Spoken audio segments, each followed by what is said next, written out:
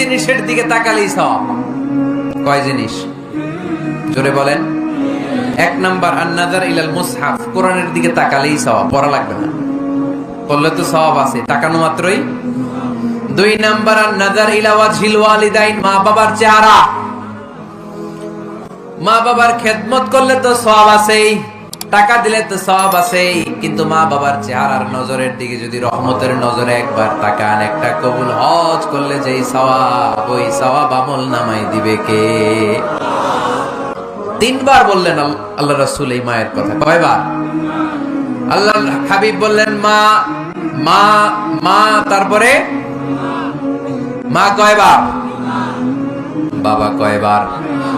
তার মানে ইসলাম মাকে দিয়েছে স্বর্ণ পদক, ইসলাম মাকে দিয়েছে রৌপ্য পদক, ইসলাম মাকে দিয়েছে ব্রোঞ্জ পদক, বাবাকে দিয়েছে সান্ত্বনা পুরস্কার।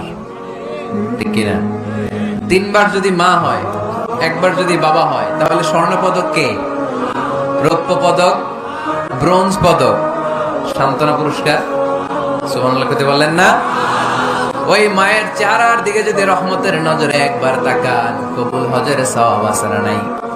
তাহলে 1 নাম্বার কোরআনের দিকে নজর করলে সওয়াব, 2 নাম্বার মা বাবার চেহারার দিকে নজর করলে সওয়াব, 3 নাম্বার আল্লাহর কাবা ঘরের গিলাফের দিকে যখন নজর করে তাকাবেন, 20টা রহমত নাজিল করবে কে?